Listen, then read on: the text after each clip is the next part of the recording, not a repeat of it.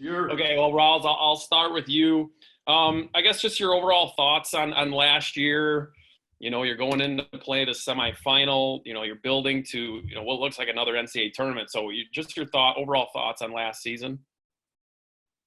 Well, certainly. I mean, when you think about the ending, I'll go back to even the Michigan State series and the big win we had on Saturday, and the emotion that I saw in our locker room, that I think our guys realized that, we had a chance to possibly play for, a championship again in the Big Ten. And then going back home, and then obviously Wisconsin coming in, and the weekend didn't go, according to plan.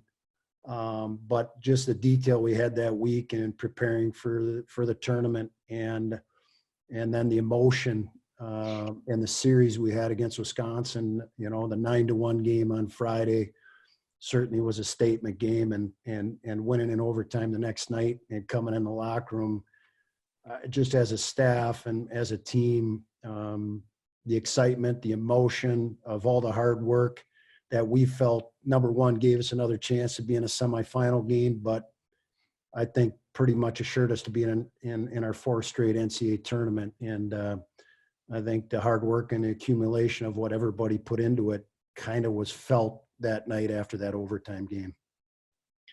I gotta ask, Millsy, I ask you, what's going through your mind as that week is happening, going towards the semifinal? You're preparing like normal, but then all of a sudden you're hearing about everything shutting down. What's the talk with the players, you guys yourselves, on what's happening? Take us through what you guys are doing and telling the players, all that stuff. Well, it was kind of a weird schedule for us that week anyways, because we were getting ready for a Sunday game. So we were getting ready to get back on the ice again, I think, on Thursday. But I think everything kind of hit everyone between the eyes. I think it's Wednesday night of that week when all of a sudden you have two NBA teams leave the floor because of Donovan Mitchell and Rudy Gobert being tested positive. And then all of a sudden, I think that's where it became pretty real. I think everything was kind of like, oh, okay, I think we'll be fine. We'll be fine. All of a sudden you hear that's happening. And then it's just a snowball from there. We come into the office on Thursday to meet with the guys, and all of a sudden we're told, well, a decision hasn't been made yet, and all this stuff's going on. Leagues are meeting and stuff like that. It was such an abrupt end to all of a sudden we had to call the guys back. Because they came in, we say, hey, we think we're still status quo. Today's the day off. We'll see you guys tomorrow. And all of a sudden, coach gets the call from Sean. It's done. It's over. It's done. And now, coach is like, get them back here. And then I think we had two guys back in Michigan that night after we met with them. And it was like we were saying goodbye to guys. That's the last time that's the thing that hits you between the eyes, especially emotionally, was this is the last time this team was ever going to be together again. And that was in a locker room saying, holy cow, you got to take care of yourselves, take care of your families. And this can be our new normal, and then it was just like bang, just like that. Yeah. Wow. JB, what about you? We'll go back a bit. You were on a 3-year team. You were had 3 NCAA tournament runs. Talk about this senior class. They were going to be the first ones to have 4 years. And what did you guys talk about with those guys specifically, how their careers ended just like that? Yeah, it was kind of weird. We only got to talk to those guys on the phone. We talked to them that night quickly, and everybody's still kind of processing what's going on. 20 minutes ago, we were thinking we were going to a dinner as a team, and then all of a sudden it's over. So you really didn't get a ton of time to talk to those guys, especially the seniors. And we've talked to them on the phone since, but you just feel really bad for those guys, especially, all the guys obviously, but those guys to have a chance to do that.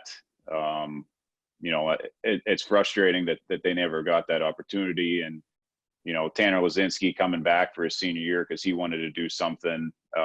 Just all those things, Carson Meyer's senior year gets cut short. You just feel really bad for those guys. And I think like Killer was saying in that moment, when we find out 20 minutes before, and then the guys are all back in the locker room, it really didn't sink in yet what was going on. And then all of a sudden the season's over and we're done. And, you know, you feel really bad. And then you take a couple of days and reflect, and you think of, you know, that was you and your senior year, and you're getting ready to go play in a semifinal Big Ten game and go back to the NCAA tournament. And you're like, I couldn't imagine what that would feel like as a senior sitting in that locker room and just being like, hey, your season's done. So you really feel for those guys.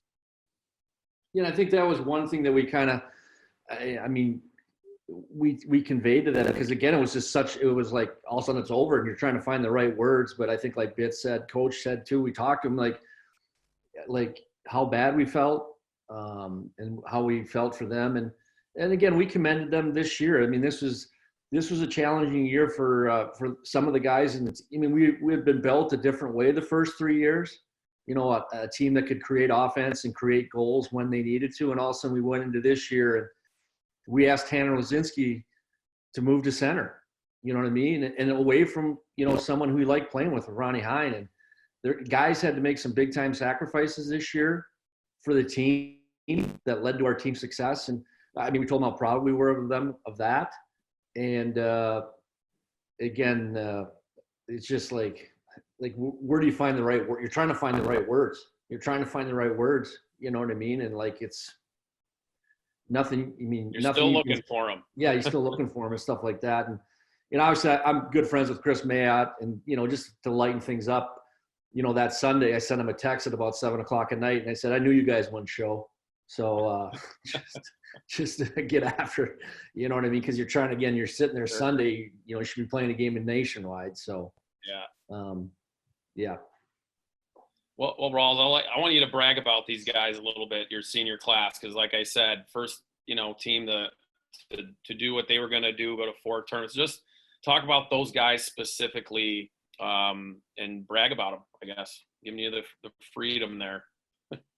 Well, again, I think you attested to it. Bitsy can talk about it too. I mean, it's so hard to do, and to be part of something like that. And for this class to not only be the second class ever at Ohio State to have 20+ win 4 years in a row, but also be the first class to really have 4 NCAA tournament appearances in a row. And it's so hard to win at this level on a Friday and Saturday night, nonetheless, put 4 years together like that group did.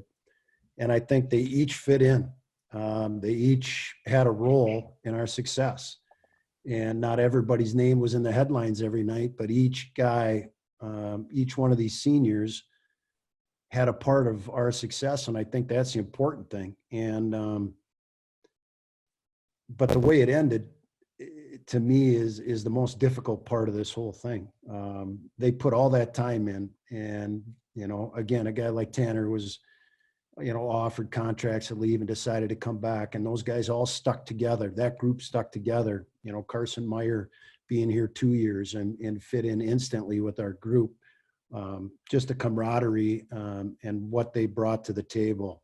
It's impressive that they were able to do it with 4 different groups.